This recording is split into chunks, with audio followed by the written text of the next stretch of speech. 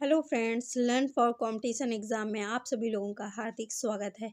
आज हम लोग यूपी पुलिस कांस्टेबल के लिए प्रैक्टिस सेट सॉल्व करने वाले हैं, जो कि हिंदी का होने वाला है। टॉप 25 क्वेश्चन आज तो नहीं होंगे, आज 20 क्वेश्चन होंगे, लेकिन कल से हम आपके लिए 25 क्वेश्चन लाएंगे। तो इसलिए ये बहुत ही इम्पोर्टेंट क्वेश्चन है, किसी ना किसी एग्ज़ाम में पूछे गए क्वेश्चन है। और ये आज हम लोगों हिंदी की फर्स्ट प्रैक्टिस सेट है हमारा। तो हम लोग बेसिक से चलेंगे, फिर इसके बाद हम लोग हायर तक चलेंगे। तो चलिए आज हम लोग स्टार्ट करते हैं।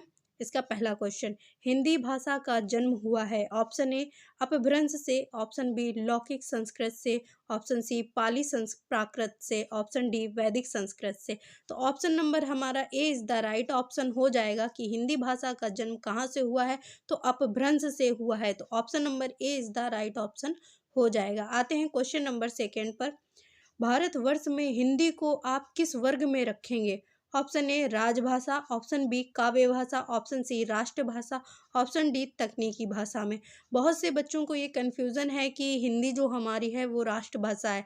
नहीं, हिंदी हमारी राष्ट्रभाषा नहीं है, हमारी हिंदी जो हमारी है वो राजभाषा है। तो आप लोग ध्यान दीजिएगा, और ये बहुत ही इम्पोर्टेंट क्वेश्चन है, बहुत से एग्जामों में पूछा गया क्वेश्चन है। तो आप लोग याद रखिएगा कि हिंदी हमारी राष्ट्रभाषा नहीं है, हिंदी हमारी राजभाषा है, जो कि हमारे संविधान के अनुच्छेद 343 से लेकर 51 तक ये बात कही गई है। तो ऑप्शन नंबर हमारा A is the right option हो जाएगा।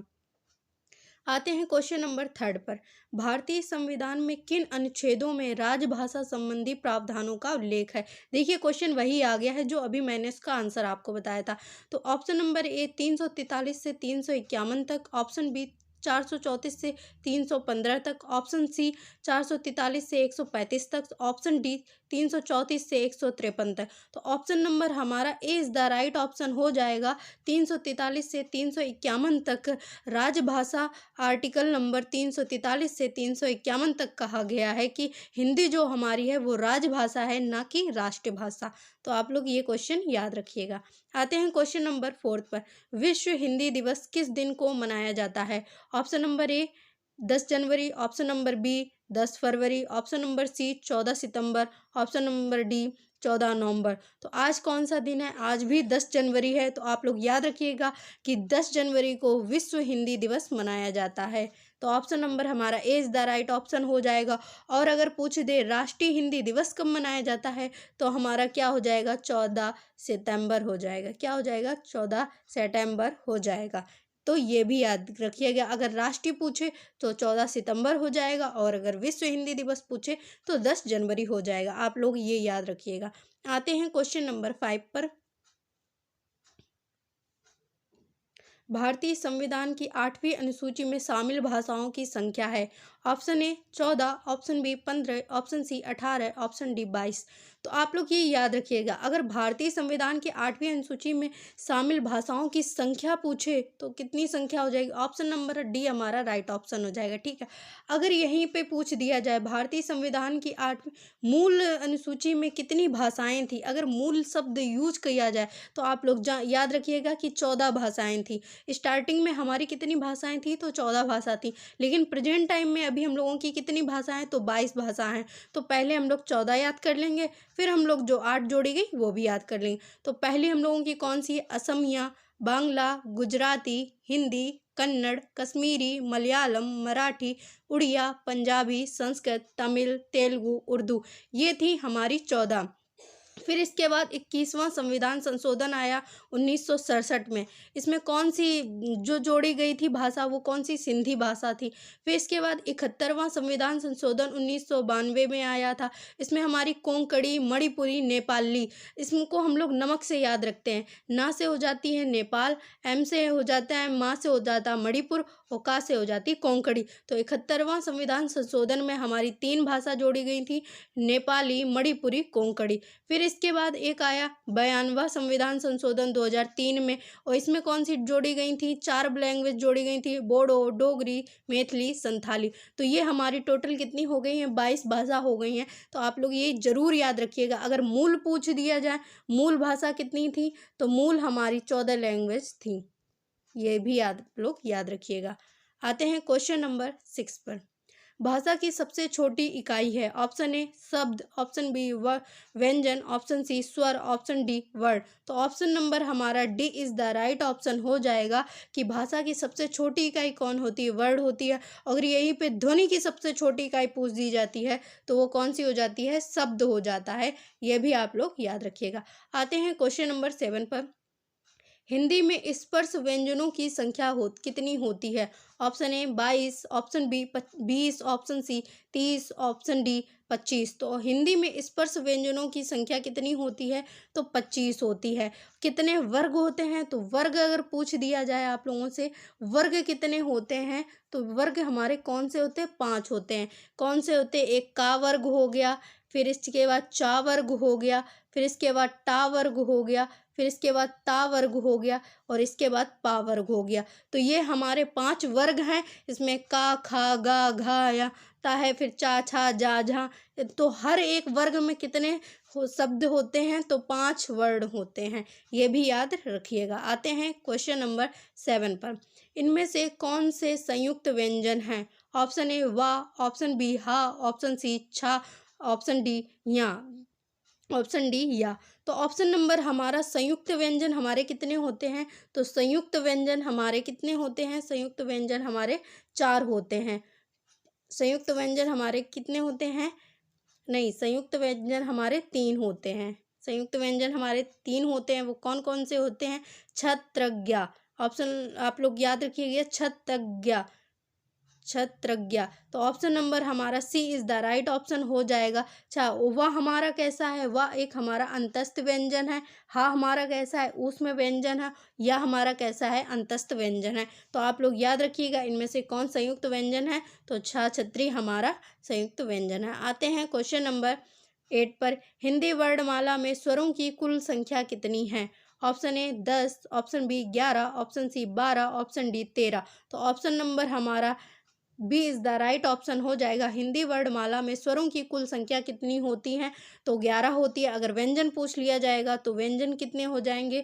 हिंदी में व्यंजन की संख्या कितनी होती है? तो 33 होती है। आप लोग ये भी याद रखिएगा। आते हैं क्वेश्चन नंबर 9 पर। निम्नलिखित में कौन स्वर नहीं है? ऑप्शन ए, ऑप्शन बी यू ऊ, ऑप्शन ए आ, ऑप्शन सी झा। तो झा हमारा कैसा हो जाएगा? झा हमारा एक स्पर्श व्यंजन हो जाएगा। तो ये तो हमारा स्वर व्यंजन है नहीं। तो ए आ जाएगा, ऊ आ जाएगा और आ। ये हमारे कैसे 3 हैं? ये हमारे स्वर हैं। तो झा हमारा कैसा हो जाएगा? ये नहीं होगा स्वर। ये हमारा स्पर्श व्यंजन है। आते हैं क्वेश्चन नंबर 10 पे। या, रा, ला, वा किस वर्ग के व्यंजन हैं? ऑप्शन ए तालव्य के, ऑप्शन बी ऊष्म के, ऑप्शन सी अंतस्थ के, ऑप्शन जी ओष्ठ के। तो ऑप्शन नंबर हमारा C is the right option हो जाएगा। या, रा, ला, वा ये कैसे होते हैं? ये अंतस्थ व्यंजन होते हैं। ऊष्म व्यंजन कौन से होते हैं? सा, हा। ये हमारे ऊष्म व्यंजन होते हैं। देखिएगा, सा जितने हमारी तीनों सा हो जाएंगी और एक हा हो जाएगा। तो ये हमारे ऊष्म व्यंजन हमारे कितने होते हैं? 4 होते हैं। अंतस्थ व्यंजन हमारे कितने होते हैं? 4 होते हैं। ये याद रखिएगा। आते हैं क्वेश्चन नंबर 11 पे। 2 वर्णों के मेल से होने वाले विकार को क्या कहते हैं? 2 वर्णों के मेल से होने वाले विकार को क्या कहते हैं? ऑप्शन ए संधि, ऑप्शन बी समास, ऑप्शन सी उपसर्ग, ऑप्शन डी प्रत्यय। तो ऑप्शन नंबर हमारा A is the right option हो जाएगा। 2 वर्णों के मेल से होने वाले विकार को क्या कहते हैं? संधि कहते हैं। आते हैं क्वेश्चन नंबर 12 पर। संधि कितने प्रकार की होती? Option A 1, option B 2, option 3, option D 4। तो ऑप्शन नंबर हमारा C is the right option हो जाएगा। 3 प्रकार की संधि होती हैं। एक होती है स्वर संधि, एक होती है स्वर संधि, दूसरी व्यंजन संधि, व्यंजन संधि, और एक तीसरी जो होती है वो कौन सी होती है? विसर्ग संधि। ये होती है विसर्ग संधि। तो स्वर संधि, व्यंजन संधि और विसर्ग संधि। तो संधि कितने प्रकार की होती हैं? 3 प्रकार की होती हैं। ये भी आप लोग याद रखिएगा। आते हैं क्वेश्चन नंबर 13 पे। सदैव में प्रयुक्त संधि का नाम है। ऑप्शन ए व्यंजन संधि, ऑप्शन बी स्वर संधि, ऑप्शन सी विसर्ग संधि, ऑप्शन डी इनमें से कोई नहीं। तो सदैव में प्रयुक्त संधि कौन सी है? तो सदैव में प्रयुक्त संधि ऑप्शन नंबर बी स्वर संधि हो जाएगी। अब स्वर संधि में कौन सी संधि है? तो हमें लोगों को याद होना चाहिए, हम लोग कहते थे सदैव। अब सदैव में कितनी मात्रा है? डबल मात्रा है, तो ये कौन सी होगी? वृद्धि संधि हो गई है। अगर यहीं पे एक मात्रा होती तो हम लोग क्या कहते हैं? गुण संधि हो गई है। तो आप लोग ये, जिसमें जितनी ज़्यादा मात्रा है वो होगी वृद्धि संधि, और जिसमें एक मात्रा होगी वो कौन सी हो जाती है? गुण संधि हो जाएगी। आप लोग ये याद रखिएगा। आते हैं क्वेश्चन नंबर 14 में। महेश का सही संधि विच्छेद है। देखिए क्वेश्चन आ गया वही। तो महोधन ईस, महाधन ईस, ऑप्शन नंबर सी महीधन ईस, ऑप्शन नंबर डी महीधन ईस। तो ऑप्शन नंबर हमारा यहाँ पे A B is the right option हो जाएगा। अब ये महो का क्या कोई अर्थ होता? नहीं होता। मई का कोई अर्थ होता? नहीं होता है। मई का कोई अर्थ होता? महा का अर्थ होता है, और ये ईस, तो महेश हो जाएगा। आ और ई मिलकर क्या बन जाएगा? ए बन जाएगा। तो ये हमारी कौन सी संधि हो जाएगी? ये हमारी गुण संधि हो जाएगी। ये भी याद रखिएगा, स्वर संधि गुण स्वर संधि हो जाएगी। आते हैं क्वेश्चन नंबर 15 पर। प्रख्यात में प्रयुक्त उपसर्ग है। यहाँ से हमारे उपसर्ग स्टार्ट हो गए। प्रख्यात में प्रयुक्त उपसर्ग है। ऑप्शन ए प्रा, ऑप्शन बी प्रख, ऑप्शन सी ता, ऑप्शन डी आत। तो ऑप्शन नंबर हमारा ए इज द राइट ऑप्शन हो जाएगा। प्रख्यात में उपयुक्त उपसर्ग, उपसर्ग क्या होते हैं? जो किसी शब्द के पहले प्रयोग होता है उसको उपसर्ग कहते हैं। प्रत्यय क्या होता है? जो किसी शब्द के लास्ट में यूज होता है उसको हम प्रत्यय कहते हैं। आते हैं क्वेश्चन नंबर 16 की ओर। उपसर्ग का प्रयोग होता है शब्द के आदि में। आदि का मतलब होता है आरंभ। आदि का मतलब क्या होता है? आरंभ।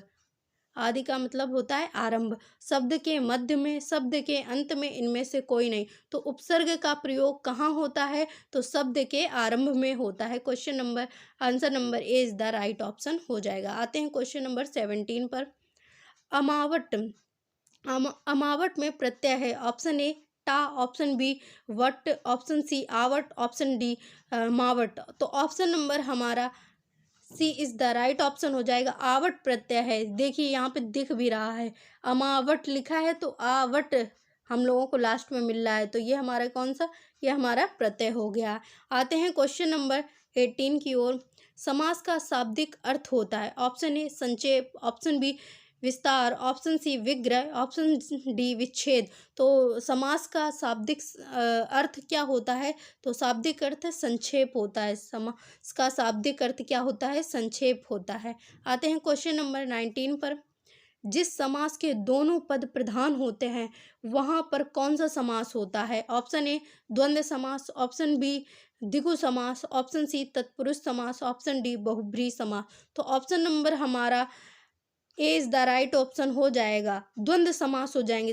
दोनों पद कैसे प्रधान होंगे? जैसे मम्मी पापा, घर में दो लोग होते हैं, मम्मी भी घर की प्रधान होती हैं, पापा भी घर के प्रधान होते हैं। तो इसीलिए भाई बहन, जैसे भाई भी प्रधान अपने आप को मानता है, बहन भी अपने आप को प्रधान मानती। तो इसीलिए जो जिस समास में दोनों दोनों पद प्रधान होते हैं वह कौन सा समास होता है? वो द्वंद्व समास होता है। ये भी आप लोग याद रखिए। आते हैं क्वेश्चन नंबर 20 पर। लंबोदर में कौन सा समास है? ऑप्शन ए द्वंद्व समास, ऑप्शन बी द्विगु समास, ऑप्शन सी द्वंद्व समास, ऑप्शन डी बहुब्रीहि समास। तो ऑप्शन नंबर हमारा D is the right option हो जाएगा, बहुब्रीहि समास। लंबा है उधर जिनका, लंबा है उधर जिनका, कौन हो गए? गणेश जी। जिन जिसमें कोई पद प्रधान नहीं होता, वो तीसरे का बोध कराता है, तो वहाँ पे हमारा बहुब्रीहि समास हो जाएगा। तो ऑप्शन नंबर हमारा डी हो जाएगा। ये थे आज के हमारे टॉप 20 क्वेश्चन, जो कि बहुत ही इम्पोर्टेंट थे। किसी ना किसी एग्ज़ाम में पूछे गए क्वेश्चन थे। ये बेसिक लेवल था। हमने आज हमारा फर्स्ट प्रैक्टिस सेट था, इसलिए हम लोग बेसिक क्वेश्चन लाए थे, जो कि बहुत ही इम्पोर्टेंट क्वेश्चन थे। अगर आप लोगों को ये क्लास हमारी अच्छी लगी हो तो अच्छा, एक क्वेश्चन और रह गया है। देश प्रेम में कौन सा समास है? ऑप्शन ए द्वंद्व समास, ऑप्शन बी द्विगु समास, ऑप्शन सी तत्पुरुष समास, ऑप्शन डी बहुब्रीहि समास। तो देश प्रेम में कौन सा समास है? देश के लिए प्रेम, देश के लिए प्रेम, तो यहाँ पे कौन सा हो जाएगा? तत्पुरुष समास हो जाएगा हमारा। कौन सा हो जाएगा? तत्पुरुष समास। तो ये थे 21 क्वेश्चन समथिंग थे। दो इधर टाइपिंग मिस्टेक हो गई है इसमें, हाँ, 21 क्वेश्चन थे हम लोगों के, जो कि बहुत ही इंपॉर्टेंट क्वेश्चन थे। अगर आपको हमारा ये सेशन पसंद आया तो प्लीज़ लाइक कीजिएगा, सब्सक्राइब कीजिएगा एंड ज़्यादा से ज़्यादा लोगों तक शेयर कीजिएगा। Thank you for watching and keep support.